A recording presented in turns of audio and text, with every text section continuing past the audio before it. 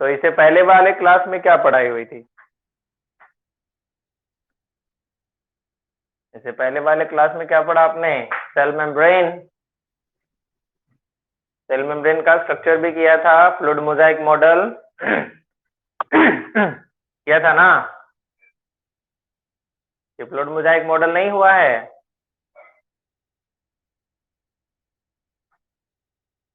और function of cell membrane? अच्छा, transport across membrane वो चल रहा था। तो ट्रांसपोर्ट अक्रॉस मेम्ब्रेन में क्या पढ़ाया अभी तक?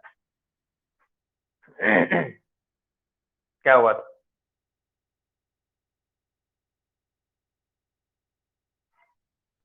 ट्रांसपोर्ट अक्रॉस मेम्ब्रेन में क्या पढ़ा?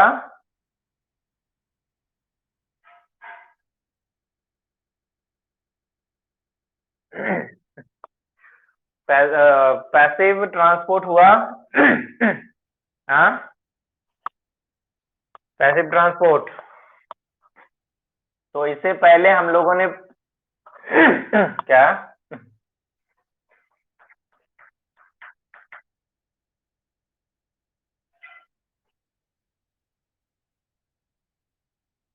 हाँ, तो क्लास तो मैं रिकॉर्ड कर ही रहा हूँ। पिछले क्लास का वीडियो वो थोड़ा ठीक नहीं था, फिर भी मैं डाल दूंगा, उसको भी डाल दूंगा, ठीक है? कट करके उसको भी मैं डाल दूंगा, जो भी है जैसा भी है। आज 2 वीडियो चला जाएगा, इसके पहले वाला क्लास और ये भी क्लास, ठीक है? ठीक है, तो समझिएगा, हम लोगों ने पढ़ा हुआ था पैसिव ट्रांसपोर्ट।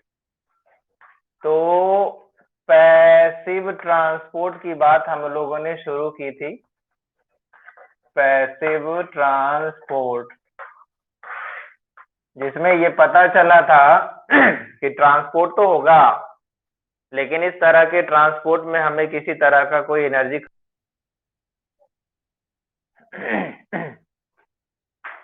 चलिए, आवाज आ रही है अब किसी को?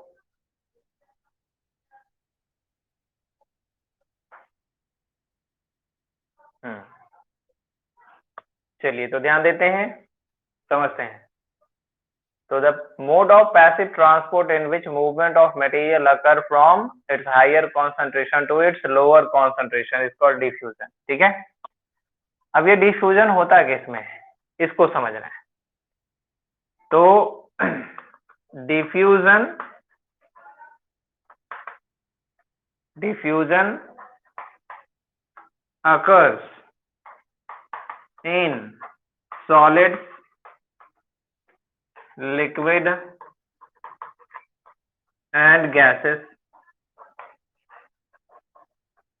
सॉलिड, लिक्विड एंड गैसेस में डिफ्यूजन होता है, लेकिन मैं यहाँ पे डिराइव कर देता हूँ कि लिक्विड का जो डिफ्यूजन है वो क्या होता है, गैसेस का जो डिफ्यूजन है वो क्या होता है ना, और सॉलिड का डिफ्यूजन है वो क्या होता है। तो वास्तविकता यहाँ पे ये है कि जब हम सॉलिड में लिक्विड का डिफ्यूजन करते हैं तो वो इम्बिबिशन कहलाता है ना। लिक्विड से लिक्विड में डिफ्यूजन करवाते हैं तो वो ऑस्मोसिस कहलाता है। और अगर गैसेस से गैसेस में डिफ्यूजन हो रहा है तो ये एक्चुअली में क्या कहलाता है, तो ये this is the actual part of the diffusion होता है। तो ये चीजें माननी पड़ेगी, समझनी पड़ेगी, ठीक है? लेकिन बस ध्यान में रखना है कि डिफ्यूजन सब में हो रहा है। जैसे क्या कह सकते हैं, एज फॉर एग्जाम्पल कह सकते हैं fragrance, fragrance of incense stick, incense stick, incense stick, fragrance of incense stick spread,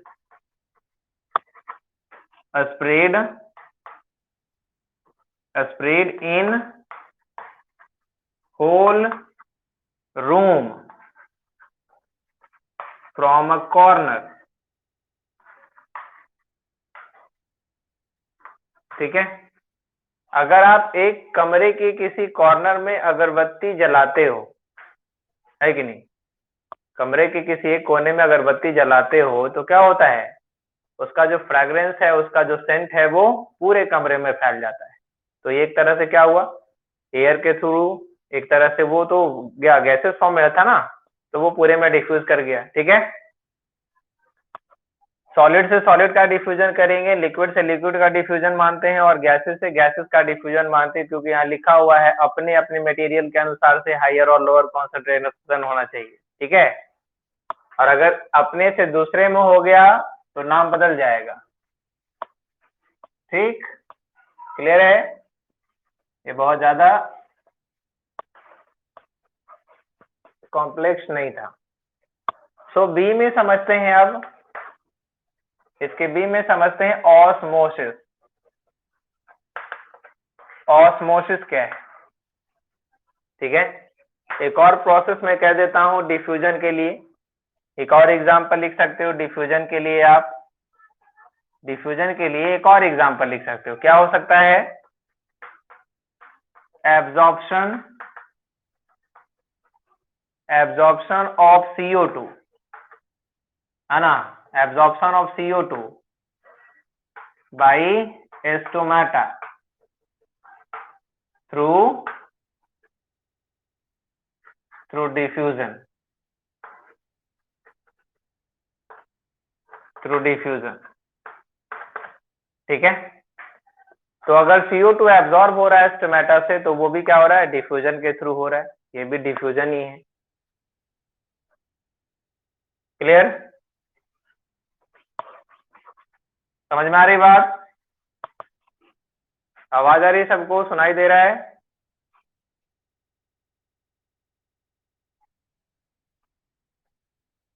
नहीं, नहीं सुनाई दे रहा है ना, क्योंकि तुम लोग तो बोलोगे नहीं कभी कुछ।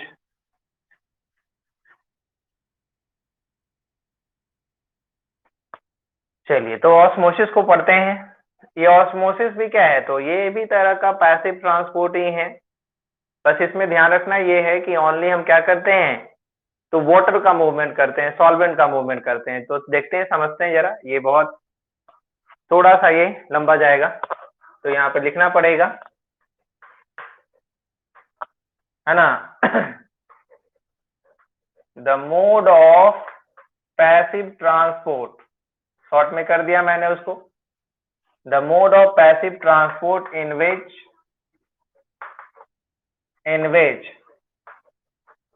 movement of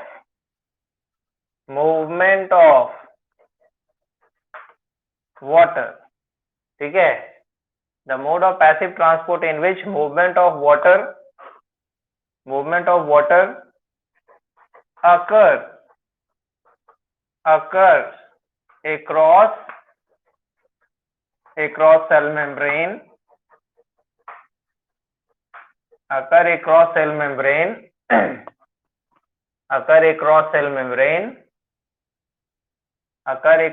membrane from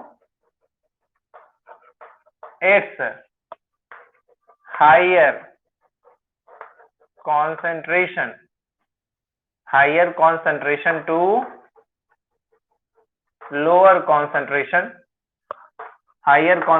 to its lower concentration, CONC, इस तरह से लिख दिया concentration, ठीक है, from its higher concentration to its lower concentration is called osmosis। या एक शॉर्ट तरीका मैं यहाँ पे लिख देता हूं, शॉर्टकट में लिख सकते हैं, और करके, डिफ्यूजन ऑफ वाटर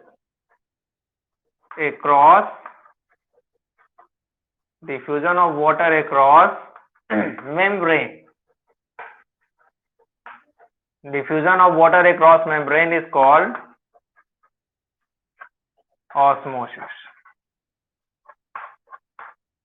अभी ऑस्मोसिस का टाइप समझना पड़ेगा, ये मैंने इसका नॉर्मल डेफिनेशन दिया, ये एकदम शॉर्ट में दे दिया कि डिफ्यूजन ऑफ वाटर ही कहलाता है, ऑस्मोसिस कहलाता है, मेम्ब्रेन होना चाहिए। अब ये एक बात का ख्याल रखना है, क्या ख्याल रखना है, osmosis always occurs. Osmosis always occurs between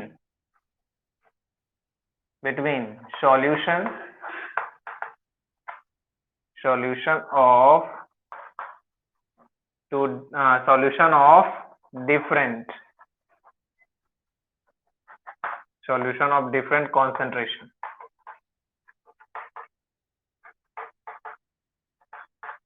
concentration जो सॉल्यूशन का है वो डिफरेंट होना चाहिए। अब ये सॉल्यूशन क्या है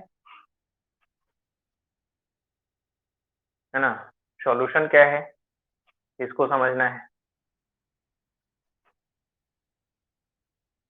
क्या होता है सॉल्यूशन को बताएगा एनीबॉडी?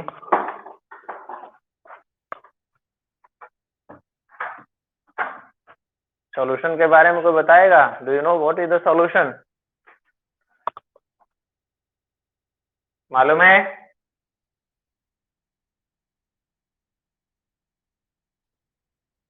सॉल्यूशन के बारे में पता है किसी को? एनीबॉडी? ये नोट कर लिया आपने?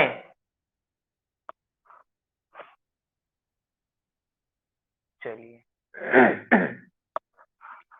तो पहले हम समझते हैं कि यहाँ पे ऑस्मोसिस जो हो रहा है, डिफ्यूजन ऑफ जो वाटर हो रहा है, डिफ्यूजन ऑफ जो सॉल्वेंट हो रहा है, वो डिफरेंट कॉन्सेंट्रेशन ऑफ सॉल्यूशन के बीच में हो रहा है, बट बीच में यहाँ पे मेम्ब्रेन प्रेजेंट रहता है। तो समझते हैं कि टाइप ऑफ ऑस्मोसिस क्या है। तो उससे पहले समझना पड़ेगा सॉल्यूशन को और मेम्ब्रेन को, ठीक है? तो आइए समझते हैं। सबसे पहले टॉपिक बनाएंगे solution.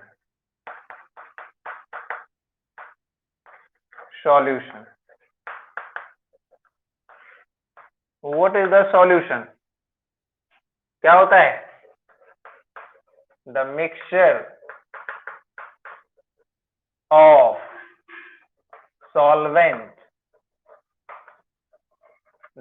Of solvent and solute, है ना? The mixture of solvent and solute in right proportion, कह सकते हैं राइट प्रोपोर्शन, या एनी प्रोपोर्शन में भी कह सकते हो। The mixture of solvent and solute in a right proportion is called solution. ऐसे तो mixture of solvent and solute को ही सॉल्यूशन बोल देते हैं, बस मैंने हमें इसको थोड़ा सा सीधा कर दिया। तो mixture of solvent and solute को बोल देते हो, तो इसका मतलब हो गया कि जो आपका सॉल्यूशन है, ये इस तरह से शॉर्ट में जो सॉल्यूशन है, इसका मतलब हो गया सॉल्वेंट, ठीक है? SOLV। तो सॉल्वेंट प्लस सॉल्यूट, ठीक है? तो सॉल्वेंट प्लस सॉल्यूट हो गया। ये तो ऐसे भी छोटा है तो ऐसे भी पूरा हो जाता है, बड़ा रहता है तो कुछ छोटा करने की बात होती हो गया ना? अब ये जो सॉल्यूशन है वो कितने तरीके के? It's depend upon the amount of solute. Solute किस में कितना डाला गया उसके अनुसार से कैसा सॉल्यूशन बन रहा है। तो सॉल्यूशन इज ऑफ कितने तरह का? 3 टाइप्स। अकॉर्डिंग टू बायोलॉजी अगर कहोगे तो क्या हो जाएगा? 3 टाइप्स हो जाएगा। यहाँ पे होमोजेनस और हेट्रोजेनस मिक्सचर की बात नहीं कर रहे हम, या सॉल्यूशन की बात नहीं कर रहे हैं। यहाँ पे सॉल्यूट और सॉल्वेंट के अमाउंट के बेसिस पे कर रहे हैं। तो इसमें हमारा सबसे पहला मिल जाता है, क्या मिलेगा? क्या कहेंगे? हाइपर, पहले मैं कर दूं हाइपोटोनिक सॉल्यूशन। Hypotonic solution. तुम लोग को कॉन्सेप्ट ये समझ लेना है यहाँ पे कॉन्सेप्ट यहाँ पे ये समझ लेना है कि हम सॉल्वेंट में सॉल्यूट को ऐड करते हैं कि सॉल्यूट में सॉल्वेंट को ऐड करते हैं? कॉन्सेप्ट क्या है? किसको किस में ऐड किया जाता है? किसको किस में ऐड किया जाता है? सॉल्यूट को सॉल्वेंट में ऐड करते हैं। तो बस बहुत अच्छा है कॉन्सेप्ट कि हमें यही ध्यान रखना है कि हमें कोई भी सॉल्यूशन अगर पढ़ना है तो सॉल्यूशन के लिए हमको ध्यान में रखना पड़ेगा हम जिसको ऐड करते हैं उसी के अमाउंट को हम यहाँ पे ध्यान में रखेंगे। तो अगर हम ध्यान में रख रहे हैं कि सॉल्यूट को ऐड कर रहे हैं, ठीक है, सॉल्यूट को ऐड कर रहे हैं, तो सॉल्यूट का अमाउंट क्या है? हाइपो है। Amount of solute he hypo है, और हाइपो मतलब कम होता है, लो होता है, बिलो होता है। तो क्या होगा कि एक सॉल्यूशन जिसमें अमाउंट ऑफ सॉल्यूट कम है, किससे कम है? तो सॉल्वेंट से कम है। तो कह सकते हैं द सॉल्यूशन in which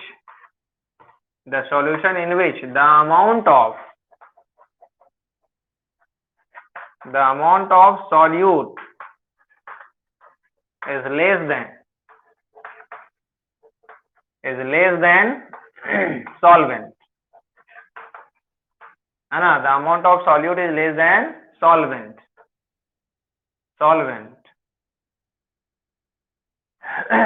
ठीक है? The solution in which the amount of solute is less than solvent, comma, called hypotonic solution. जो कम है उसी के अनुसार से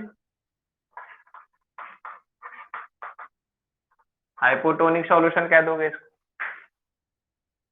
यानी हम अगर यहाँ पे बनाते हैं तो हमारा जो तरीका है वो बन जाएगा क्या, है ना? क्या हो जाएगा? तो जो सॉल्वेंट है वो यहाँ पे ज्यादा है और जो सॉल्यूट है वो हमारा क्या है? कम है। Any problem? तो बनाने की बात है, this is the practical work, but यहाँ पे समझना है कि क्या होता है। अरे वो समझ में?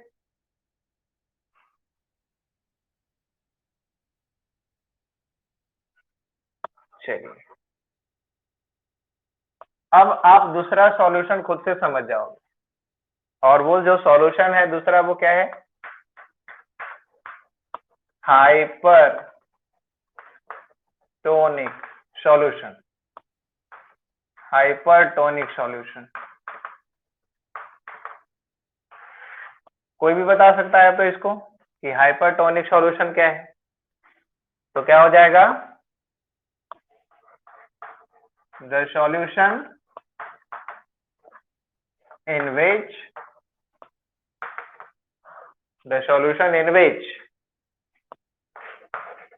the amount of solute is more than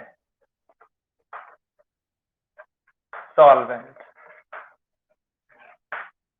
है ना? is more than solvent is called, क्या कहलाएगा? more than solvent, comma, called hypertonic solution.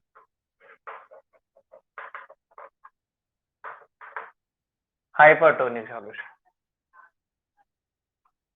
Clear है?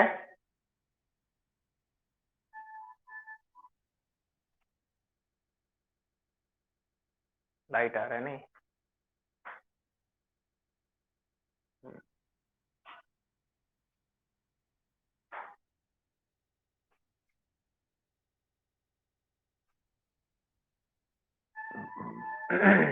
तो लिख दिया।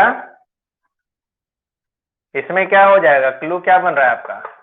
क्लू बन रहा है कि हमारा जो सॉल्वेंट है वो कम हो गया, जो सॉल्वेंट है वो कम हो गया, और जो हमारा सॉल्यूट है वो क्या हो गया? ज्यादा हो गया। क्लियर है? अभी बनाने की बात है कि अब इसको लेबोरेटरी में तैयार करना पड़ेगा, तो ऐसे करके बनाएंगे। अब समझिए,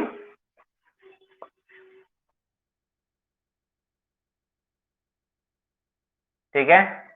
एक थर्ड नंबर में होता है आइसोटोनिक सॉल्यूशन। Isotonic solution. अभी जो आइसोटोनिक सॉल्यूशन है, ये जो आइसोटोनिक सॉल्यूशन है उसको समझना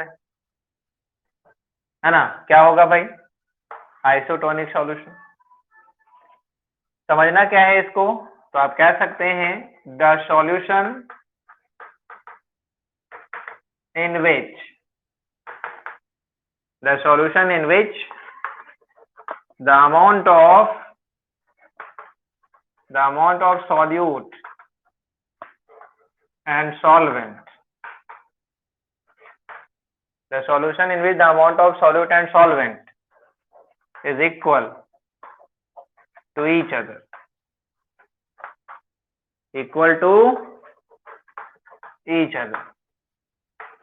is called, क्या होगा, आइसोटोनिक सॉल्यूशन। Isotonic solution. तो ये हो गया टाइप ऑफ सॉल्यूशन। पढ़ लिया?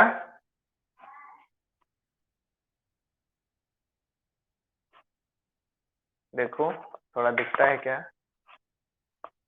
अभी दिख रहा है साहब, क्लियर?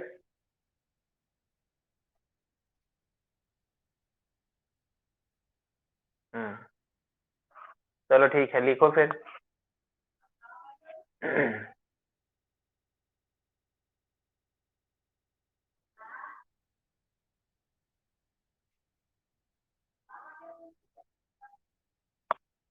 चलिए मिटा दूं। तो इसका क्या कंडीशन बन रहा है? इसका कंडीशन बन रहा है सॉल्वेंट। सॉल्वेंट किसका इक्वल है? सॉल्यूट का। तो ऐसा कुछ करके होता है।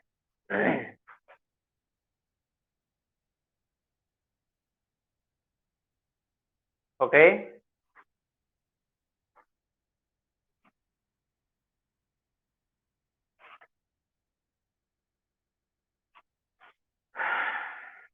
चलिए मिटा दो अब।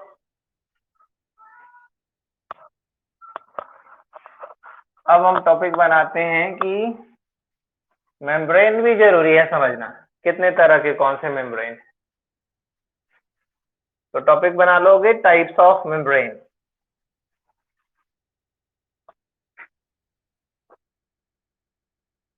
टाइप्स ऑफ मेम्ब्रेन की बात कर लेते हैं।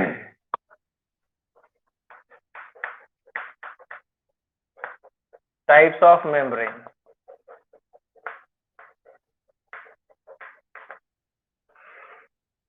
टाइप्स ऑफ मेम्ब्रेन, ठीक है।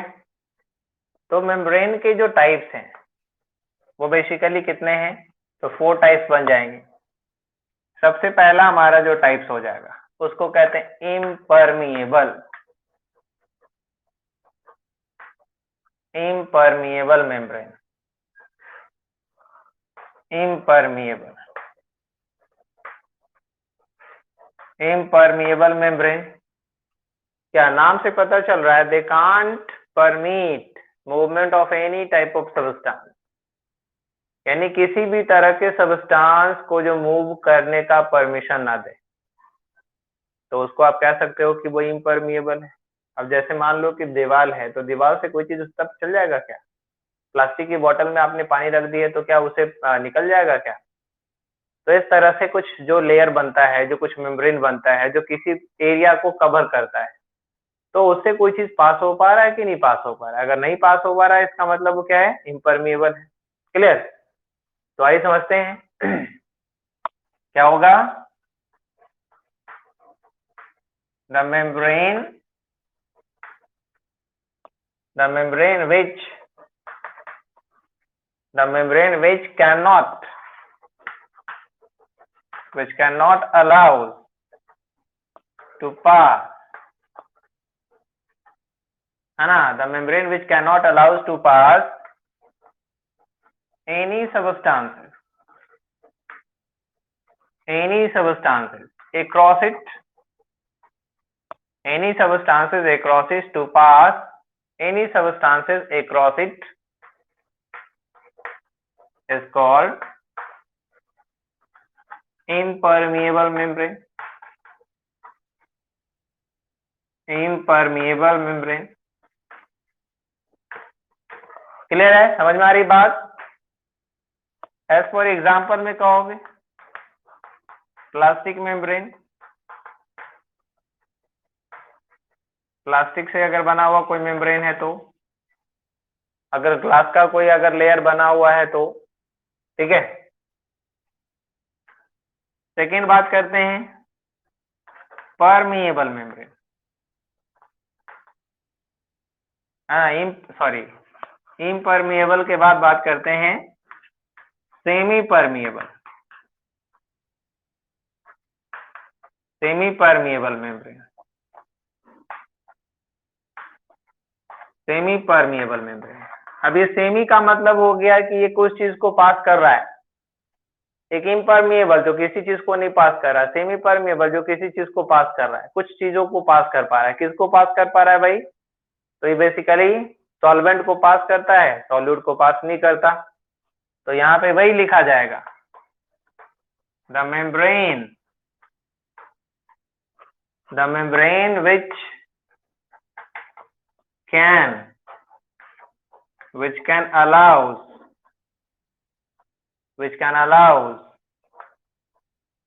allows solvent,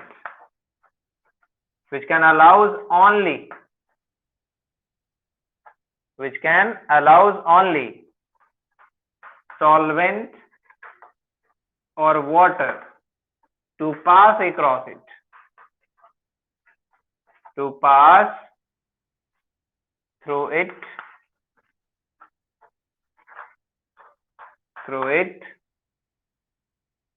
है ना, to pass through it is called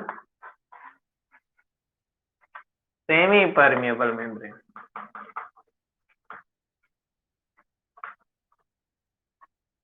semi permeable membrane. Clear है? एग्जाम्पल में प्लाज्मा मेम्ब्रेन,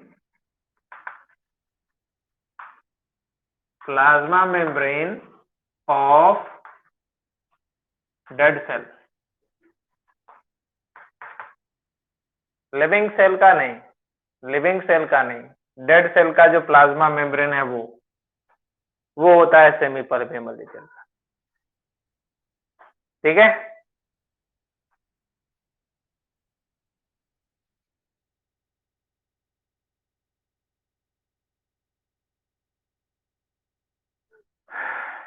चलिए आगे पढ़ते हैं।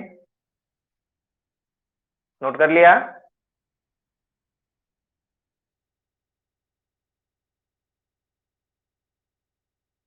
आ रही बात समझ में? तो ये हो गया मेम्ब्रेन का टाइप। अब इसमें क्या है आगे थोड़ा सा, इसको कहते हैं सेलेक्टिवली, नहीं सेमी परमिएबल देन परमिएबल। एक मिनट, परमिएबल नहीं, सेमी परमिएबल फिर सेलेक्टिवली परमिएबल ज्यादा बेटर होगा, सीरीज बन जा रहा है। Selectively permeable membrane.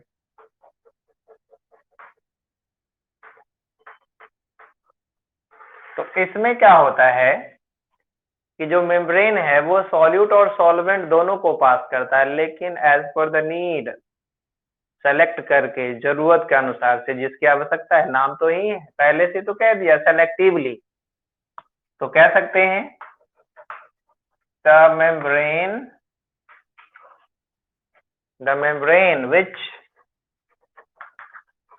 which allows some selective solute and solvent, to pass to pass across it, to pass across it is called selectively permeable membrane. selectively permeable membrane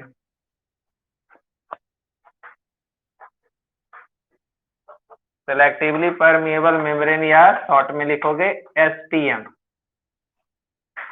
SPM selectively permeable membrane. इसका example क्या हो जाएगा, बस ऐसे लिख देना है, PM of living cell, plasma membrane of living cell. Any problem?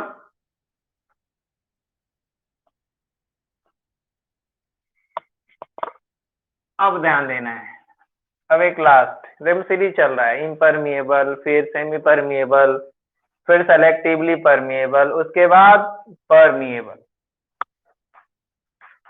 Permeable क्या होगा?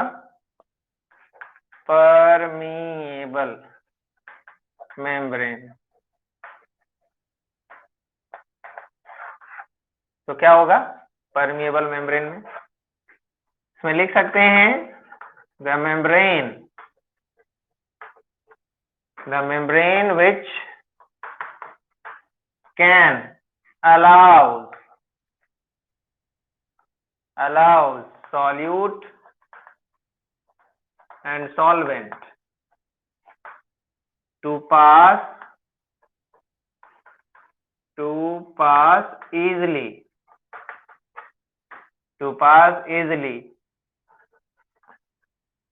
across it is called permeable membrane. Permeable membrane as per example में सेल वॉल. Any problem?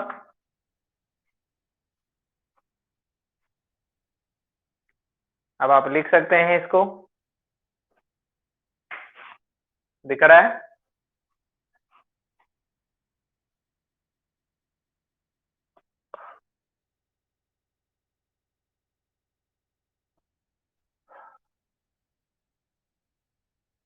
हो गया?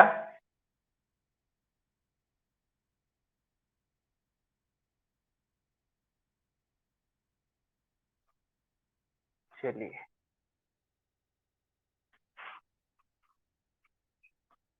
अब ये आपका मेम्ब्रेन हो गया कंप्लीट, सॉल्यूशन हो गया कंप्लीट. तो अब हम पढ़ सकते हैं कि भाई जो ऑस्मोसिस हम पढ़ रहे थे वो इसी कारण रुका हुआ था. सेमी परमिएबल मेम्ब्रेन ही समझना था, सेलेक्टिवली परमिएबल समझना था, लेकिन उसके कारण फिर दो मेम्ब्रेन ऐसे ही जानते नहीं. तो जानते तो हैं ही, ऐसा थोड़ी है कि आप परमिएबल और इम्परमिएबल का मतलब नहीं समझते. बिल्कुल समझते हैं कि परमिएबल का मतलब क्या होता है और इम्परमिएबल का मतलब क्या होता है ना? परमिएबल और इम्परमिएबल का मतलब हर कोई समझता है. समझ पाते हो ना? चलिए, so now here types of osmosis. Types of osmosis क्या हो जाएगा? टाइप्स ऑफ ऑस्मोसिस में क्या हो जाएगा? सो फर्स्ट नंबर में पहले समझते हैं Indo osmosis. Indo osmosis, Indo osmosis. देखो, पहले फिगरिंग करते हैं, उसके बाद समझते हैं आगे. पहले समझ लो, पहले कॉन्सेप्ट को क्लियर कर लो, उसके बाद लिख देना डेफिनेशन. इंडो ऑस्मोसिस में क्या होता है? हमने यहाँ पे वीकर लिया हुआ है, ठीक है? हम इस तरह से वीकर ले लेते हैं, ऐसे करके.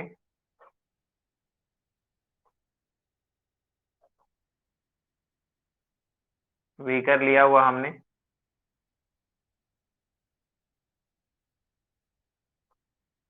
ठीक है। ये जो बीकर हमने लिया हुआ है, इस बीकर में हम क्या करते हैं, कुछ वाटर इसमें डाल देते हैं, हाफ वाटर डाल देते हैं।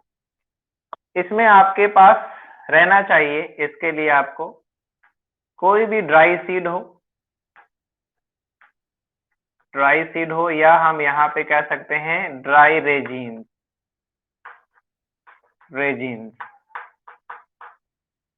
अब ये रेजिन क्या है, किशमिश, समझ रहे हो बात को।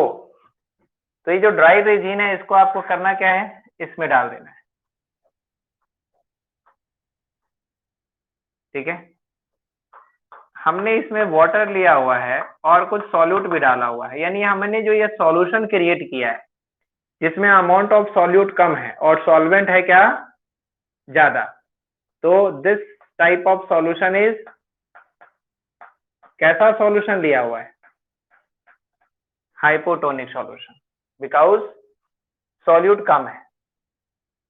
तो कंडीशन क्या होता है कि हमारे पास, समझना कि ये जो ड्राई रेजिन है इसके अंदर है वाटर की कमी, इसके अंदर वाटर की कमी है, और ये कवरिंग जो है वो क्या है, मेम्ब्रेन है, सेल वॉल भी है और सेल मेम्ब्रेन भी है। तो क्या होता है कि ये जो ड्राई रेजिन जो बिल्कुल ही सूखा जैसा है, इसको जब हम हाइपोटोनिक सॉल्यूशन में डालते हैं जिसके अंदर क्या है, वाटर ज्यादा है, सॉल्वेंट वाटर ज्यादा यानी सॉल्वेंट ज्यादा है, सॉल्यूट कम है, तो जनरली क्या होगा, कंडीशन समझना, रेजिन के अंदर वाटर की कमी और इस सॉल्यूशन में क्या ज्यादा है, वाटर ज्यादा है। तो सीरियसली आप समझ रहे होगे कि क्या होने वाला है यहाँ पे, क्या हो जाएगा, क्या होगा कंडीशन, रेजिन स्वेल कर जाएगा। स्वेल करता है कि नहीं करता है रेजिन, रेजिन स्वेल करता है, ठीक है। जवाब नहीं आता कुछ भी तुम लोग का, ठीक है, जवाब आना चाहिए।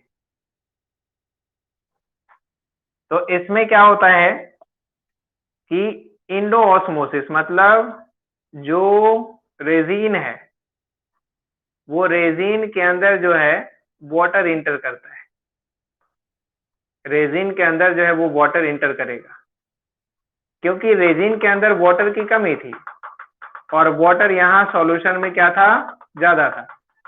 तो यहाँ पे वाटर इंटर करेगा, तो इंटर करने पर क्या होगा, रेजिन धीरे धीरे क्या होगा, स्वेल कर जाएगा।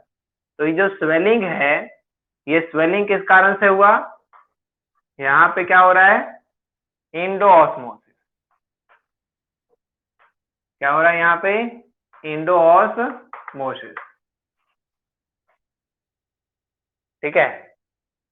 तो यहाँ पे समझना यही है, यहाँ पे समझना यही है कि ये जो रेजिन आपका है क्या हो गया, ये स्वेल हो गया, स्वेल्ड रेजिन, है ना, रेजिन स्वेल कर गया। तो इसके अनुसार से क्या हुआ, वाटर का मूवमेंट बाहर से अंदर क्यों हो रहा है, वाटर का मूवमेंट बाहर से अंदर क्यों हो रहा है, तो क्या हो रहा है, इंडोऑस्मोसिस। और ये अगर अंदर से बाहर निकलता तो क्या होता, एक्सोऑस्मोसिस। तो आप कह सकते हैं, है ना, द मोड ऑफ, या ऐसे लिख सकते हो directly, the osmosis in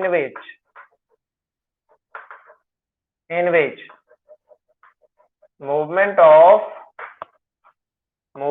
water occurs from outside to inside the cell, या किसी भी चीज में outside to inside the cell is called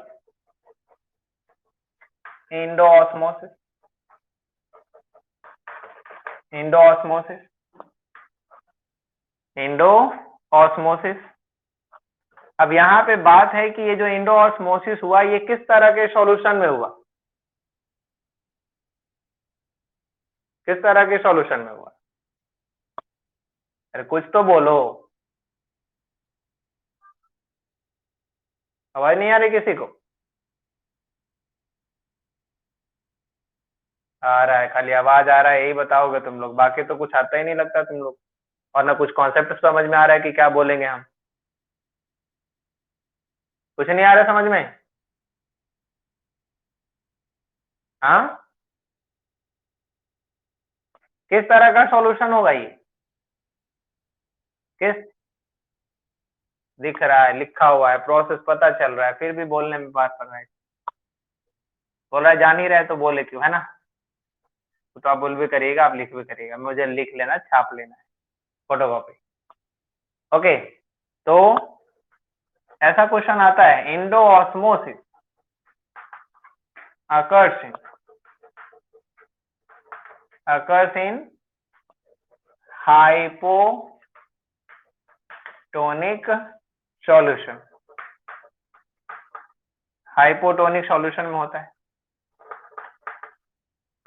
ठीक है। अब यहाँ पे कंडीशन समझना ये है कि हाइपोटोनिक सॉल्यूशन हुआ, लेकिन एक तरफ यहाँ पे क्या है, ड्राई रेजिन के अंदर में ये सूखा, यानी वाटर इधर कम है। तो जब भी हो रहा है तो क्या हो रहा है, एक तरफ हाइपोटोनिक रहेगा तो एक तरफ हाइपरटोनिक हो जा रहा है, यानी इसके अंदर हाइपर बन रहा है और सॉल्यूशन में क्या है, हाइपो है। तो जिधर वाटर ज्यादा कम की ओर जाएगा। हुआ ना ऐसा? तो एज पर एग्जाम्पल लिख सकते हो यहाँ पे। एग्जाम्पल में क्या हो जाएगा क्या होगा,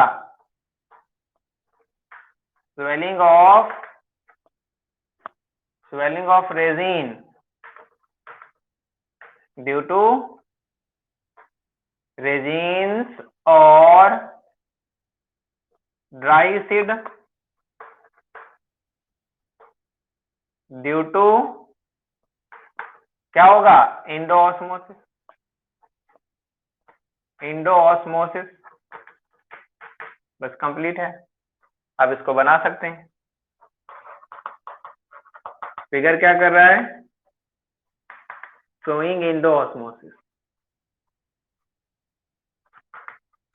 इंडोऑस्मोसिस हो रहा है,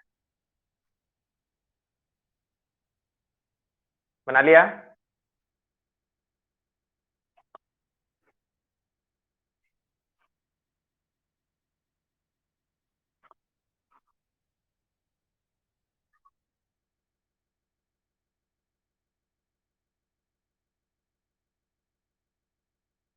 कंप्लीट है। अब इसका रिवर्स करते हैं अब इसका रिवर्स कर देते हैं।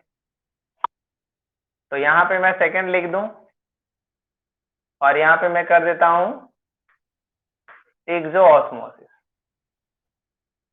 बस इतना ही करना मुझे, एक्सोऑस्मोसिस, ठीक है। तो ये जो एक्सोऑस्मोसिस है, इसमें क्या करना है, तो अभी उल्टा कर देना पड़ेगा। यहाँ पे लिखना जो हमको हाइपो है वो करना पड़ेगा हमको, बस हाइपरटोनिक सॉल्यूशन करना पड़ेगा, ठीक है। अभी समझ लेना पहले। और यहाँ पर जो है,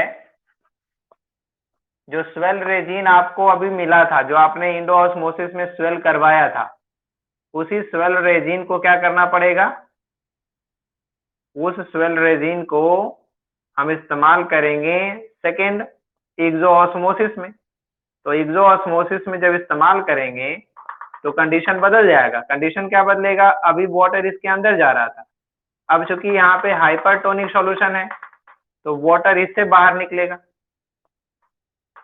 तो वाटर इससे बाहर निकलेगा, तो वाटर जब इससे बाहर निकलेगा स्वेल रेजिन से, तो रेजिन क्या होगा, फिर से पिचक जाएगा। रेजिन फिर से क्या होगा, पिचक जाएगा, ठीक है। तो यहाँ पे क्या हो रहा है, एक्सोऑस्मोसिस हो रहा है, एक्सोऑस्मोसिस हो रहा है ना।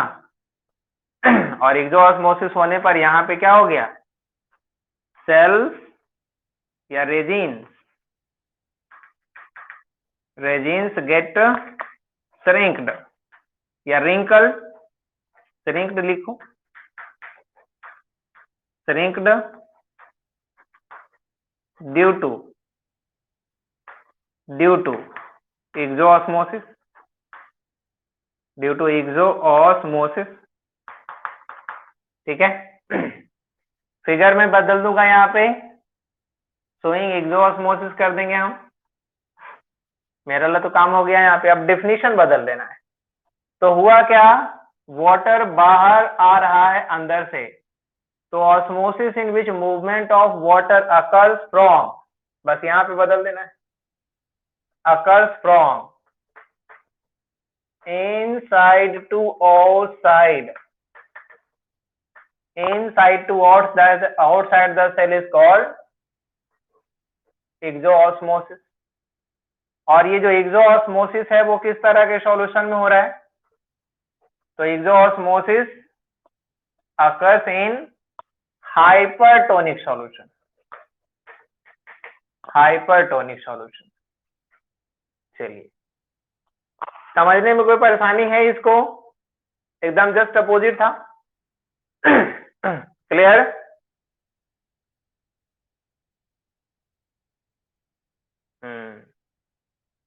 चलिए, तो नेक्स्ट डे अब लोग हम आगे पढ़ेंगे इसका जो आइसोटोनिक सॉल्यूशन वाला सेक्शन है उसमें क्या होता है। फिर पढ़ेंगे हम लोग क्रीनेशन, प्लाज्मोलाइसिस और बल्क ट्रांसपोर्ट, देखते हैं क्या होता है। ठीक है, नोट कर लिया आपने।